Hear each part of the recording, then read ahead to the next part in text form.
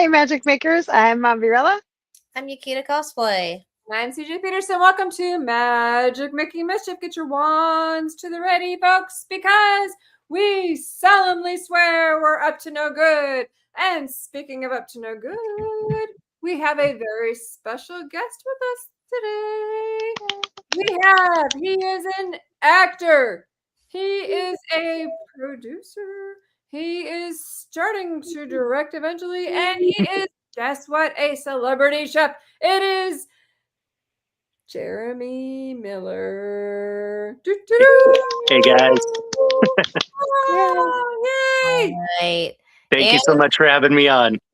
We're super excited to have you on. Before we get started, we have a couple of things. We have with us today Jeremy Vanders, who says hello. Jeremy Vanders, pop up this comment. Yay, Jeremy Vanders. Who is the maker? I was expecting you.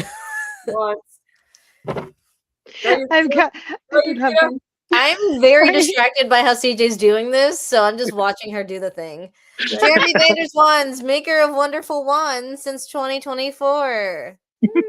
They have version 1. I have version 2.0. There you go. I have Luna today. I misplaced my original wand right now. Oh, no. Also says hello. Super happy here. Yay. So we have this in a couple weeks, actually not this weekend, but next weekend we have Missouri Comic-Con coming up down in Lake Jackson, Texas. I will be there. Super Happy will be there. And we have with us super special surprise. We have Puppy with us. We'll be bringing Super Puppy Tegan. We got this last weekend. She is little tiny Tegan. Yeah, so cute. She's so cute. Spaniel, and she's 8 weeks. We just got her last week, so she will be joining us for Comic-Con for the next 6 months because we can't kennel her yet. So she's a little tri-colored thing. She's tiny. We call her the tiny terrorist at the moment. Yeah, she's adorable. But yeah, she has this little carry that we carry her in, and she'll be joining us for Comic-Con for the foreseeable future. So we'll have her for Missouri Comic-Con. We have tons of guests coming. You can find out who they are at MissouriComicCon.com. I will be running the floor per usual. Super Hubby will be running around, but we will have the tiny terrorist with us, so you can come see her as well. Come join us for that. But in the meantime, go ahead. Where are our 80s fans? I want them to chime in because I grew up on Growing Pains. I'll be honest with you. Like, awesome. I felt like we kind of grew up together on some of that. I was a little younger, but like I still kind of felt like I was like, yes, I am in this family. Honestly, I love that. I mean, that's one of the things I get the biggest kick out of when I get to do the cons and the autograph shows and stuff, is getting to hear exactly that. You know, I feel like I've known you forever. You know, I feel like we're family, and you have an instant connection. It's very cool. I know you as Linus. Awesome. My other favorite, man, I was 90s baby. That's awesome. No, I loved getting to do Linus. Doing Peanuts was one of the biggest honors of my life. And especially, I was a big Peanuts fan as a kid. I got the role at 8, and Linus was my favorite. So it was the coolest thing in the world to get to be a part of and to get to be my favorite character. Oh my goodness, you peaked, buddy. That's awesome. It was pretty cool. I actually got hired. It's the only time I ever got hired on the spot. They brought me in for my first read, and as soon as I got done reading, I was in the little sound booth, and I believe it was Lee Mendelson. It might have been Bill Melendez, the other big producer of Peanuts, but he kicked open the door and he goes, "You sound the most like the original Linus I've ever heard. You're hired." Wow. And it was just, that's awesome. it was just that quick, and I was over the moon. Aww, Cool. that's awesome. That's awesome. I love that. So yeah, you got to do like two major roles with those two that are Mhm. part of like such a huge part of pop culture in and of itself. Like that is I was very, very blessed to have two projects like that were such a core of, that 80s, 90s experience. right. We Now, watched you grow up on Growing Pains. I mean, right. like literally watched you grow up. The cute years, the awkward years, and yes, there were Right. many more of those. But yes, getting to grow up on camera had its drawbacks, but there's many more positives, and the relationships I got to form with fans and with people who only knew me from the show is really kind of cool. I have multiple relationships that have been many years that were formed with fans of the show, people I met just in passing who ended up becoming very close to me. That's kind of special. Do you That is have awesome. like a really fun story from there? Oh, I have many. One of the coolest is I had a Wish kid want to come meet me. He was Oh, cool. projected not to live past the age of 21. He had a terminal heart condition, and he was granted a wish by the Starlight Foundation. And out of anything he could have had, he chose to come to the set to meet me. He had such a affinity for my character and such a connection, and he envied Ben's life so much, that family life that he didn't have. And I got to meet him. We got to spend time together. They brought him to the set. We had an amazing day, and him and I formed a lifelong friendship. He actually survived. We wrote a book about this. He survived and is now a pediatric cardiologist treating children who have the same conditions that he had. Oh, God, That's amazing. awesome. And I got to play a part in that. I got to help inspire him, and it was amazing. It was absolutely amazing. And that's one of the coolest fan stories I've ever had, because, we had lots of Wish kids come through. Some wanted to do a guest spot on the show. Most wanted to meet Kirk, very understandable. Some just wanted to come to a taping and get to meet us. But this kid, it was the only one in particular who wanted to go out of his way to meet me. That was his big wish. And I was so honored by that. Like I said, we just ended up forming this lifelong friendship. I mean, he is my other brother. He calls my mom. I talk to his mom and his sister all the time. I mean, we are family. I love that. Cool. So That's awesome. You said you wrote a book about it. Here, What was yeah, the book we called? wrote a book. It's called When I Wished Upon a Star. And it's a dual biography. It's kind of like I'd say about 60% him, 40% me. But we got into as much, I laid everything bare. It gets into my childhood and the show and the abuse and the struggles and the different things. And it talks about his life. I lived my life, so I don't find that part quite as interesting. His story's completely fascinating to me. His dad abandoned the family on his 5th birthday. His mom worked multiple jobs, including being a prison guard at the local prison to try and raise him. So he was a latchkey kid like I was. His older sister raised him for the most part because his mom was gone. And he yearned for that family, that close family experience that we had. And this guy just literally he created something out of nothing. He was told he wouldn't survive. He was told he couldn't learn. He had a learning disability and had never gotten anything higher than like low C's. Coming to the set made him realize that anything was possible. And from that point on, he started getting nothing but A's. He set his mind on becoming a doctor, a pediatric cardiologist, and he went and he achieved that. Even though he had to have 2 heart valve replacements, one during between his first and second years of med school. And he still persevered and did it. He's one of the most amazing. His name is Dr. Brandon Phillips, and he's one of the most amazing men I've ever known. And I'm very proud to call him my brother and my friend. Dr. Brandon Phillips. Shout out to him. There we go. So yeah, that's my favorite fan story. I have plenty of other odd ones. I mean, I was just at a con about 2 weeks ago, or not 2 weeks ago, sorry, 2 or 3 months ago, and I had a lady walk up to me with her husband next to her, and she walks up and goes, "So I just had to tell you, you're my hall pass." I look up at her husband, and all he can say is, "Well, it's true." It's like, okay, I'm flattered. Thank you. Here's an autograph. Bye-bye. I was trying to be nice, but it was a little awkward. We have those kinds of situations occasionally. I just feel like, good to know. Okay, bye. Yeah, it's kind of, okay, bye. I was trying not to be rude, but it was a little, awkward. Kind of hard to figure out what to say to that. Into the chat, I put "When I Wished Upon a Star," Dr. Brandon Phillips, and I put "Get the Book" in the awesome. chat. Everybody's got it. Speaking of which, we have a few comments in here. Do you want to catch up on those? I was gonna say the good question here is, who is your favorite person that you have cooked for? Oh, that's that's an easy one, actually. That would be Alan Thicke, my TV father. Getting to cook for him was always a blast because he would bring me up to the ranch, his house in Santa Barbara, and I'd cook for him and his family, and he'd invite Kirk and Tracy and Joanna and our entire crew up, and their families would come, and I would cook for everybody. And Alan was always one of my favorite people in the world. Every one of us misses him daily, and he was easily my favorite person to cook for.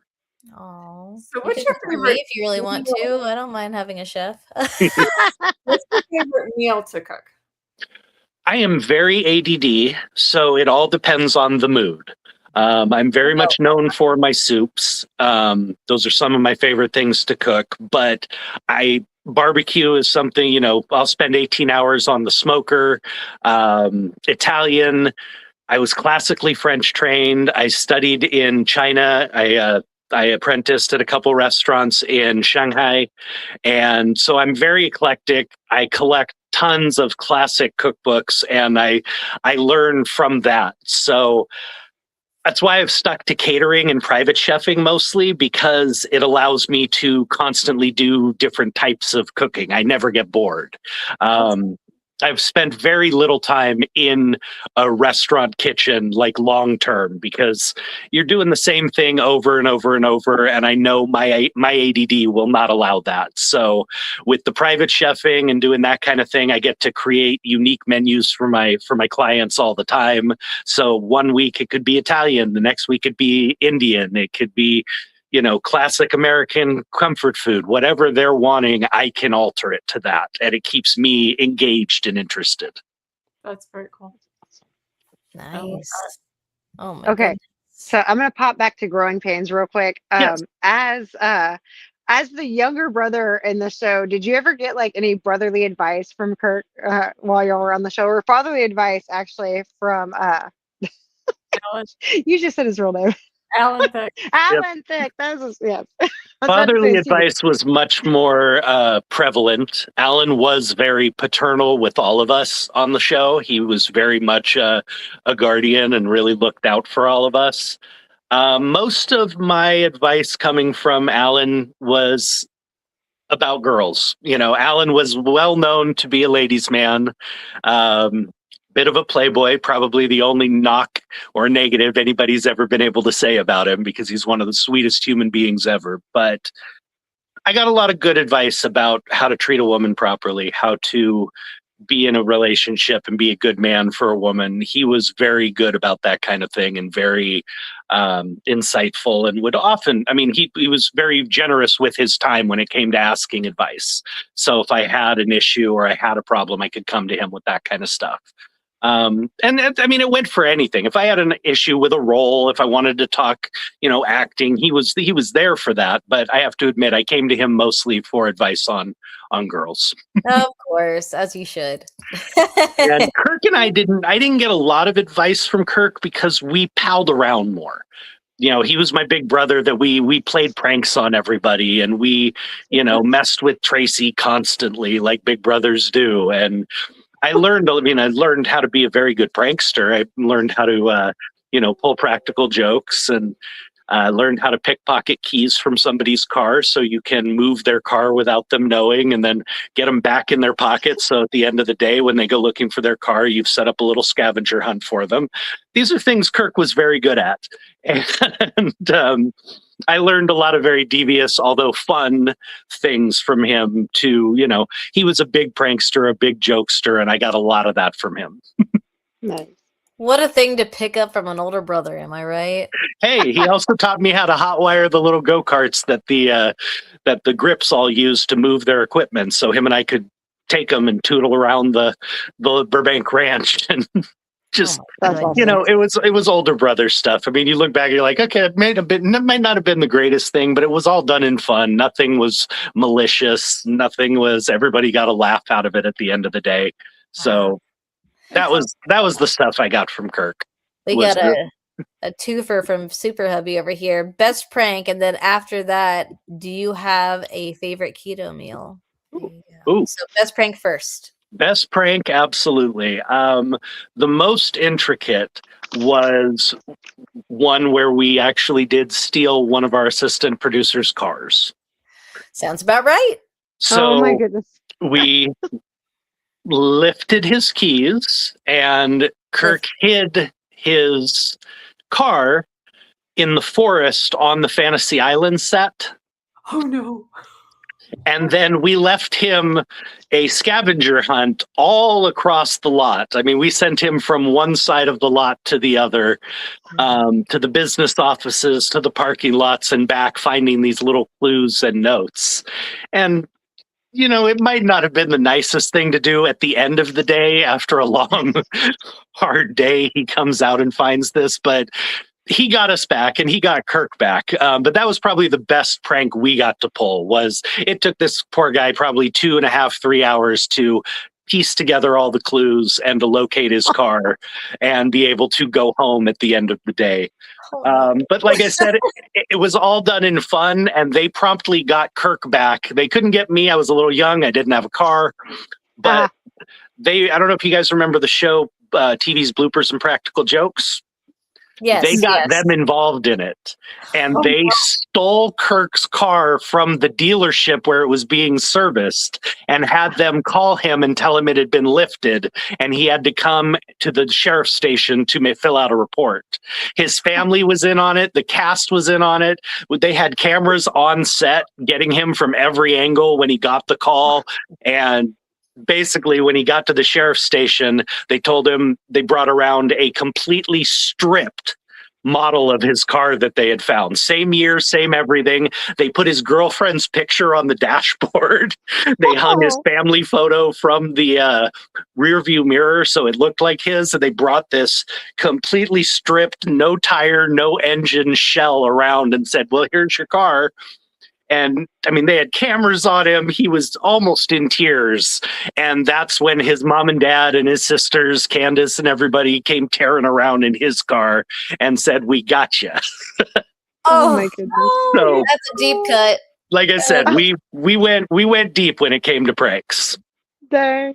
That's a deep cut. Oh my goodness. And then favorite keto meal? Yeah. Well, my favorite keto meal, something I've been exploring a lot more recently, is I do it's my morning breakfast meal is I'll do a shrimp salad or a chicken salad that I make up, Greek yogurt, no mayo, pureed hummus, and my chopped shrimp and onions and celery and stuff. And then I will load a huge avocado with that. And that is my favorite morning meal keto recipe. It's just so easy, perfect level of fats and protein, and just gets the day going good, gives me energy for my morning workouts. You sound so much healthier than me. I'm trying. As a chef, it's really hard. I eat horribly most of the time, but I'm doing I'm trying to be a little better about it. I literally just had grilled nuggets from Chick-fil-A. You're doing a lot better than I am. You're not just a actor. You're not just, that, but you're also like a producer and an author, correct?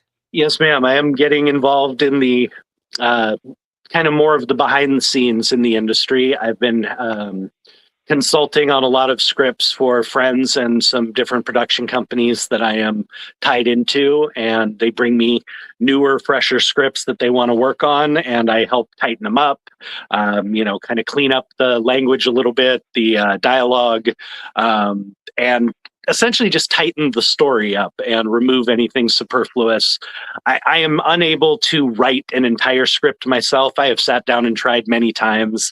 I do not have that creative spark to write a really good one. But what I can do is look at a script and tell you what needs to be fixed and what doesn't, and where it's strong and where it's not, just with the experience and the many, many scripts I've read over the years. So that's something I've been getting more and more into. I co-wrote a TV series with my former podcast partner, Dave Navarro. It's a great series that we have a few companies looking at right now. And I'm also helping to produce it's a couple of different films and TV shows. One of the films is actually a Christmas movie that we're hoping to get shot in El Salvador. And so I've got my feet and my hands in a lot of different pools at the moment. I have 3 different production companies that I'm working with on probably 6 different shows and movies at the moment. So we're just hoping to get at least a couple of them across the finish line before the end of the year. You're like an octopus. You got your hand in all the kitchens. Hey, you got to keep. That's one thing I learned from Alan, truly, by just watching him, was he was always, here he is, huge star of a TV show, but he was always working on something else. He was always working on the next project or the next thing. His script always had on the back page about 40 or 50 different numbers that he had to get to and call all week long for this new game show he's producing, or this new song he's writing, or this new movie he's helping to produce. And that's what I learned from him, is no matter how successful you are, no matter how well you're doing at any given time, stay busy. Keep your hands in looking for the next, big project and big thing you can involve yourself with. I've always said better busy than bored. Period. Bored gets me in trouble. Yes. Yes, it does. Yeah. Yes, it does. Oh, we have some nice comments that were said to you as well. Our favorite, Julie, she goes crying over here, talking about a sweet story, the Make-A-Wish story. Jazz says, "Hey, Anthony, such a great guest. Love the show." He's talking about growing pains. Yes. And we have Julie again. Love this episode, ladies. And Jeremy, you are so amazing. Thank you, Julie. There you go. Awesome. Very cool. I gotta know real quick though. Were you similar in the fact of Linus with his hobbies, such as, playing the piano and whatnot? I have to say, I actually did relate a lot to Linus. I didn't have a blanket, but I did have a little stuffed bear my grandmother had knitted for me that I carried around everywhere till I was probably 10 years old. So cute. I was a bit of a young philosopher. I always loved to read when I was young, and that I was always very similar to, Linus in that, as he was always kind of the philosophical base of the show. So yeah, I did relate to Linus a lot like that. That was one of my favorite things about Linus, is that he was such a cute character, but also like he'd have these really deep moments where he would come up with something and say it, and you're just like, that's profound. Oh my gosh. Like, you don't expect little boy to say that. But and I always loved those aspects of his character. That's awesome. That and his protective streak. That was one thing you didn't do. You didn't mess with Linus's friends either. And that's always been, a big part of my personality. Is I'm very docile. I am very laid back. You can do just about anything you want to me, but I've got a demon side, and that comes out if you mess with my loved ones. And I definitely related to that in Linus as well, when he'd whip out that blanket and start snapping anybody who came near. Snapping was great. I remember that. That was my favorite. I forgot about that. He did. He was a little bugger. Do you have any advice for people who either, actually twofold, who want to get into like acting, or who want to get into like the private chef area, because you've got two major things going on, actually: acting, producing, and chefing. So you got like three major things going on. So do you have any advice for people who want to get into those areas? On the entertainment side, that's a lot tougher. I would say first and foremost, make sure it is something you really want to do. It's not just a hobby. It's not just because the chances of you treating it like a hobby and having any success are slim to none. I'm not saying it doesn't happen. It has been known to happen, but the people who are successful in this business, whether it's directing, whether it's acting, whether it's writing, they are dedicating themselves full time to that. I mean, 100%. If you want to get into acting, I would tell you what I told my oldest son when he asked me about it. And he said, Dad, I think I might want to try this out. I said, okay, let me tell you what your life will entail if we do this. Your mother and I will pick you up from school every day. You will do your homework in the car while we drive you to auditions. We will drive to as many auditions as you get each day. We'll probably grab dinner in the car. When we get home, any homework you haven't finished will be finished before you go to bed. Then we get up in the morning and we rinse and repeat. And we do this every single day, 6 days a week, 52 weeks a year. If you want to do this, that's what you got to do. That was my life for 4.5 years, from the time I was 5 and we decided we wanted to do this until I booked Growing Pains at 8.5. I was out there. I mean, I went on over 400, 500 auditions. I was out there every single day, 3, 4 different auditions a day. If you want to do this, that's what you got to do. You got to give it 100%. So I'm not trying to dissuade anybody or say don't do it, but make sure it's what you want. This isn't something you can just do kind of on the side. If you want it to be a hobby, there's nothing wrong with that. Go do local theater. Do plays, do things like that where you can still express, and be creative, but do it as a hobby. If you want this to be your job, you've got to dive in 100%. You have to. Chefing, on the other hand, I would say is a little easier to get going on. I mean, there's all sorts of schools, there's all sorts of whatever. You can learn however you want. Especially if you're a little younger, I would say don't go to culinary school. I know that sounds weird, but I would say the same thing Anthony Bourdain used to say. Don't go to culinary school.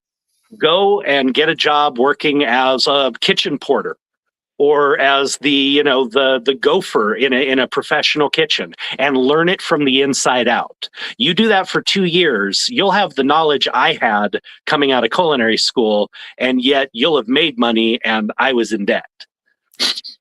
So it's a much better way to go about it. You'll learn the same stuff from inside a kitchen.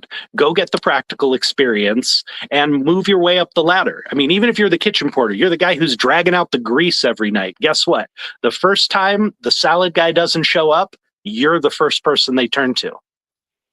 Nice. If you're reliable and you're there every day, you're the first person they turn to. And then guess what? You're not hauling the grease anymore. Now you're the salad guy. And the next time somebody else doesn't show up, you move up the ladder again because you're learning. You're asking to be there. You're wanting to take everything in. It's the best and most effective way to become a chef. Very cool. Awesome. Love that. Brilliant advice. Do you have anything you want to add? We have just a couple minutes left. Honestly, we hit on quite a lot of it. I just,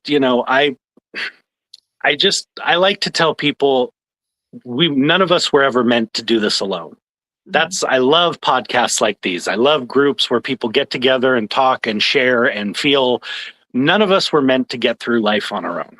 Okay, we were meant to do this as a team with the people who love us, the people who are around us. So if you're struggling with anything, if things are getting hard, reach out to those around you. Reach out to a friend, a family member, a clergyman, anybody.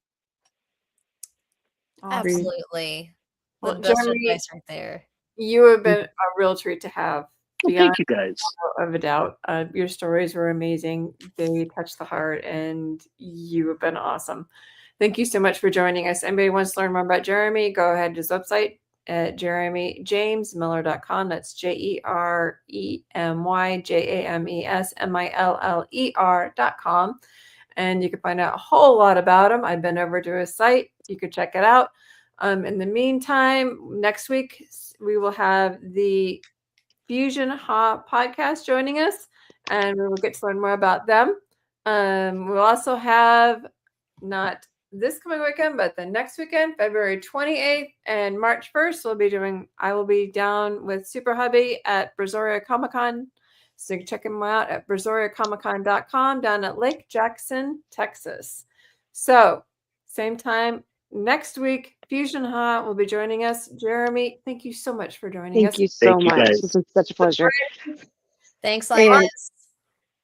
We have a few other cons coming up after this month too, so keep your eyes open, guys. Pop Culture Con coming up March 14th and 15th, and I'll be guesting at Retropalooza the end of March, which I think is the 20th and 29th, but I'm not sure right this second.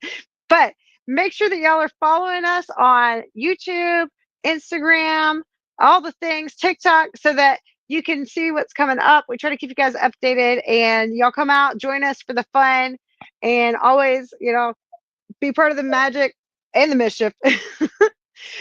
Make sure you smash thumbs up and share this one out, because Jeremy, it's been wonderful having you. Some awesome stories. Truly appreciate it.